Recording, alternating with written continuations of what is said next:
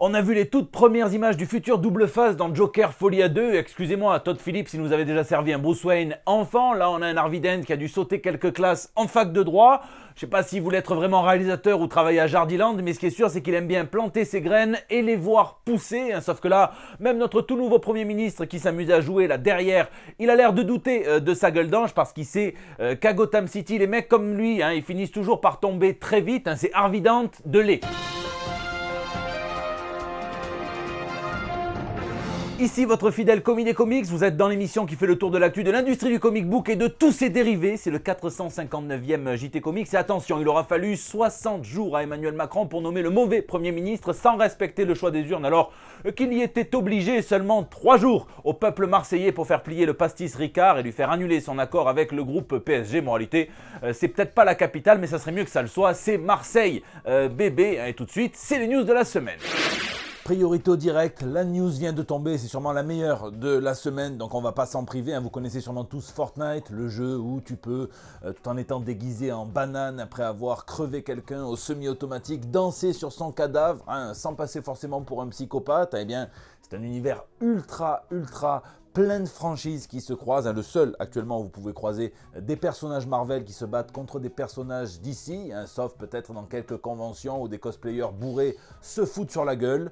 C'est vraiment les meilleurs. Il y a déjà eu des comics Fortnite DC, des comics Fortnite Marvel où ça se vendait à la pelle en plus puisqu'il y avait des codes spéciaux pour des skins spéciaux disponibles uniquement si jamais vous achetiez les comics. Et bien désormais ce sont les comics qui s'invitent dans Fortnite avec plein d'artistes de l'industrie, des très bons artistes qui font des écrans d'attente pour la prochaine saison du jeu où le principal antagoniste n'est autre que Fatalis, à peine a-t-il été annoncé dans le MCU, c'est le retour de Robert Downey Jr. et bien qu'il débarque dans Fortnite, Thanos l'avait fait avant lui et donc il y a plein de très beaux écrans d'attente, on se les met évidemment en plein écran. Vous avez John Romita Jr. et son Fatalis plein d'énergie, Tradmoor et un superbe Mysterio, c'est probablement le plus beau, un Steve Epting et son Emma Frost, Stacy Lee avec du Gwenpool, Gary Chu avec aussi du Gwenpool, Daniel Acuna et son War Machine, Mike Del Mundo et des Wolverine Banane qui se battent contre des dents de sabre. Bon, Pat Cleason avec toujours un Wolverine Banane, lui s'il se les gratte, il se les pèle, Jimmy Chung et toujours cet air énervé de Wolverine qui va à tout sauf à une banane finalement. Elizabeth Torque et son Emma Frost, du diamant, Danny Earls et son Captain America, Ben Harvey et son Mysterio et Chris Allen avec Shuri en Latveria ainsi que Joel Jones, toujours avec du Shuri, c'est trop beau.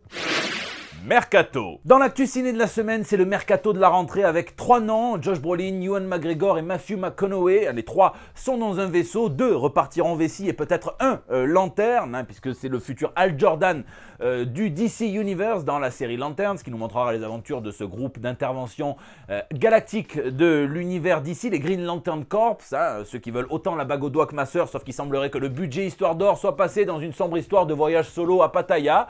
Bref, en espérant en attendant que, comme mon beau-frère, la série nous en fasse voir de toutes les couleurs, et un autre qui a l'air de vouloir rentrer dans l'univers d'ici par n'importe quelle porte, et c'est sa spécialité, il s'y connaît, il est même fracassant avec une portière, c'est Vincent D'Onofrio qui a déclaré en panel qu'il adorerait incarner Swamp Thing, Alec Holland, et qui repartage derrière les articles que ça a généré sur tous les sites de pop culture, et donc il va peut-être arriver à ses fins, on ne sait jamais. Rappelez-vous que Daredevil a été exhumé et en partie grâce à lui, donc lisez en attendant le Swamp Thing d'Alan Moore. Puis sortons du marais, enfin à peu près, puisqu'on ne sait plus si on est dans l'univers d'ici ou sur Pornhub. En tout cas ce qu'on sait c'est que si Batman ne sera pas dans le Pingouin, et bien le Pingouin lui sera bien dans Batman, le second opus du film de Matt Reeves. Et alors ça vient quand même bien cimenter Oswald Cobblepot comme un des piliers du futur univers d'ici. Chez Marvel, il y a une époque où c'était Nick Fury, maintenant c'est Wong. Et bien là, ça sera Colin Farrell, il me tarde absolument de voir la série. Creature Commandos, la toute première série animée du DCU de James Gunn est canonique, sortira le 5 décembre prochain. Il y aura tout plein de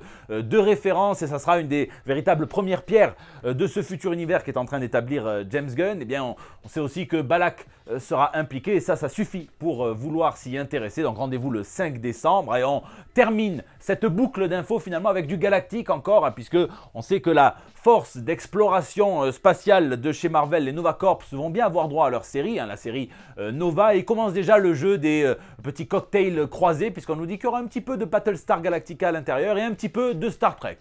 ils se sont mis bien. Joker. Todd Phillips remet ça puisqu'il semblerait que le public du Festival de Venise trouve que ça soit plutôt Joker, folie à 2 balles ou alors folie à 2 tranchants. Il est très clivant, un petit peu comme le premier, souvenez-vous, donc ça peut être bon signe. Certains trouvent que c'est une grande déception, que ça se vautre dans la violence gratuite, quand d'autres disent que c'est le film de l'année, encensent les performances de Joaquin Phoenix et de Lady Gaga en Joker et en Harley Quinn dans quelque chose d'assez fou et novateur, dans une comédie musicale qui est un pari qui fonctionne bien, quand même Lady Gaga en interview dit que non, c'est pas vraiment une comédie musicale, et on pourrait croire quand même qu'elle s'y connaît un petit peu dans ce domaine. Et il me tarde de voir comment Todd Phillips va réussir à étendre la mythologie qu'il a bâtie très loin finalement de celle des comics pour le Joker. En attendant, on ne sait pas, certains disent qu'il faut vraiment attendre la fin pour que le film prenne toute son ampleur et sa résonance. Si 3e opus il doit y avoir, et bien en tout cas Joaquin Phoenix a déclaré qu'il ne devrait plus reperdre autant de kilos pour un rôle, plus de 20 kilos quand même pour le premier Joker. Ça a été encore plus compliqué pour le 2 puisque c'était associé à des entraînements de chorégraphie, puisque oui, rien qu'avec Joaquin Phoenix et Lady Gaga, eh bien ils enterrent les 13 saisons de Danse avec les stars en termes de casting seulement. En attendant, on n'a pas vraiment envie que Joaquin Phoenix souffre, mais si c'est le cas, eh bien tiens, ça c'est pour avoir planté Maximus. Pas beau à voir. Généralement, quand tu t'installes devant une vidéo de 30 minutes sur OnlyFans, tu sais que tu vas passer un bon moment en te sentant tout à fait éco-responsable puisque tu as favorisé le circuit court directement du producteur vers le consommateur, sauf quand tu commences ça sur le OnlyFans de Beau Desmayo, le producteur exécutif, le showrunner de l'excellente dernière saison de la série X-Men 97 qui est complètement en embrouille avec Disney, et il se sert de sa plateforme payante pour venir apporter des formes de réponse aux accusations de Disney qui dit l'avoir viré, être en train de conduire une enquête interne pour des comportements déplacés. En gros, il enverrait son magnéto casqué ou décasqué en photo à des collègues de travail. Il serait un petit peu trop tactile, ce qui, au taf, sauf si tu es ma sœur, il vaut mieux éviter avoir un petit peu l'esprit malicieux. Bon, il a été débarqué. Lui, il explique qu'il a été débarqué parce qu'il était noir, gay et fier, ce que Disney chercherait à exploiter pour faire la promotion de cette série queer friendly, mais en coulisses, en environnement de travail, Disney aurait cherché plutôt à gommer cet aspect-là de sa personnalité. Lui dit avoir des dossiers sur les conditions de travail illicites et dangereuses de la part de Marvel Studios. Il essaye avec son avocat de faire révoquer sa clause de confidentialité parce que sinon il touche plus l'argent de son travail et ça serait quand même dommage pour pouvoir donner plus de sa version. En attendant, il la diffuse comme ça sur son OnlyFans, comme s'il n'y avait pas assez de sextape. On a besoin de savoir comment lui s'est fait baiser par Disney ou vice-versa. Les comics. Dans l'actu purement comics, l'un des architectes de la prochaine grande initiative éditoriale de chez DC, All-In, a dévoilé un petit peu les coulisses de cet événement, notamment celle de l'univers l'Absolute Batman. Il dit que sa cape électromagnétique possède des programmes préenregistrés, des formes, donc crochet, vol, bouclier, pique, un mode attaque, mais bon, c'est un petit peu risqué puisqu'il ne faudrait pas qu'on confonde ça avec un symbiote, même si graphiquement ça peut être intéressant. Moi j'aimais déjà bien la version fouet. Il a aussi dit que plusieurs noms avaient été proposés avant le fameux All-In, qui vient un petit peu avec la métaphore au jeu, un tapis, représenter la façon dont cet événement est global. Mais avant ça, il y en a eu un qui a dû faire transpirer les sillons interféciés de pas mal de personnes au département juridique de chez DC, un AF, l'acronyme de As Fuck, qui marque l'exagération. Et par exemple avec Batman AF, on aurait pu traduire ça par putain de Batman. J'aurais bien aimé voir ça sur la gueule d'un cartonné de chez Urban. Et puis je sais pas vous, mais je trouve qu'on manquait un petit peu de variant de Deadpool. Donc Marvel nous en donne un tout nouveau, mais il est un petit peu particulier celui-là, parce qu'il est passé par la toute petite bouche du mercenaire à la grande gueule, celle de son zouzou, son murètre, puisque c'est Ellie Camacho, sa propre fille, dont il a longtemps ignoré l'existence, qui va reprendre un temps le manteau, et lui qui se refusait de s'approcher d'elle pour ne pas porter du chaos dans sa vie. On dirait que c'est raté. Un petit peu de tourisme, si vous avez la chance d'être à New York, ne manquez pas l'exposition dans une galerie de plus de 100 originaux de Mike Mignola avec 30 aquarelles inédites, des planches de Hellboy, sûrement un petit peu d'autres planches, des couvertures également. C'est magnifique. Bon, pour s'approcher de ça en termes de prix, si vous voulez acheter, il faut avoir un porte-monnaie aussi chargé que les 2 narines de Pierre Palmade en fin de soirée. Mais si vous arrivez à ne toucher qu'avec les yeux, eh bien, la galerie s'appelle Philippe Labonne, c'est à New York, foncez. Lisez, cette semaine, j'ai lu avec un petit peu d'émotion quand même, là, toute fin, la chute, l'atterrissage de Krakoa, ça a été complètement chaotique, ce remballage krakoan qui a été fait pour peut-être un petit peu les mauvaises raisons, à la fois parce qu'il fallait accorder plus d'importance aux X-Men et faire une refonte par rapport à l'importance qu'ils prenaient chez Marvel Studios. Les X-Men, ils ont toujours été très tributaires de Marvel Studios. On les tue quand on les a pas et quand on les tue aussi quand on les a apparemment. Mais écoutez, si ça ressemblait quand même beaucoup à des sirènes de police qui arrivent en plein dans une rave party et tout le monde qui déguerpille à l'arrache, eh bien, il y a quand même eu avec le X-Men 35, le Legacy numéro 700, je ne vais pas spoiler, vous inquiétez pas, hein, quelques fulgurances qui permettent de venir terminer, tirer le rideau sur l'Arc Krakoan avec une douce amertume. En attendant, quoi qu'on en pense, cette période qui a quand même duré 5 ans a été l'une des plus marquantes et l'une des plus innovantes pour les mutants, à classer à côté des grands runs, ceux de Grant Morrison, ceux de Chris Claremont et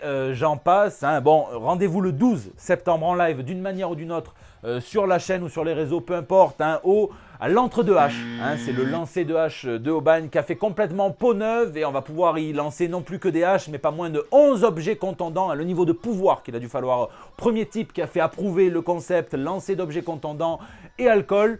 Je suis admiratif. Hein. Donc là, vous allez pouvoir lancer des batarangs, puisqu'on sera en live justement avec Maxime, le forgeron de Nous Sommes des Héros, l'équipe de Bat Factory, les artisans qui font des batarangs, qui font même des bouches d'égout, c'est une dinguerie. On sera aussi avec le professeur Black Flame qui travaille le cuir et qui est cosplayer. Et donc on va se régaler. Donc à l'entre-deux, vous pourrez lancer, eh bien, je vous l'ai dit, des batarangs, des cartes du Joker, des battes faucilles, des shurikens, des couteaux, des haches évidemment, tout plein de petits objets, même des pelles. Hein. Alors pas les pelles que tu roules en club échangiste, hein, non, des pelles de croque-mort, les vrais. Hein. Et ça vraiment, il me tarde d'essayer. Hein. Bon, je vous laisse me dire ce que vous lisez ou geekez dans les commentaires, puisque c'est la fin de ce JT Comics. Je vous remercie d'être toujours aussi nombreux à le suivre, à laisser vos pouces bleus, à partager sur Facebook, à tweeter, à retweeter, à m'incorporer dans vos stories Instagram. Hein. Je vois tout et ça fait chaud au cœur. N'hésitez pas aussi à réagir dans les commentaires sur Facebook où je lis chacun d'entre vous et vous me faites beaucoup rire et j'essaie de répondre au plus grand nombre. Hein. Je vous fais d'énormes bisous. Laissez-moi aussi vos petits messages pour El Bando del Pueblo. C'est votre espace de liberté depuis 9 ans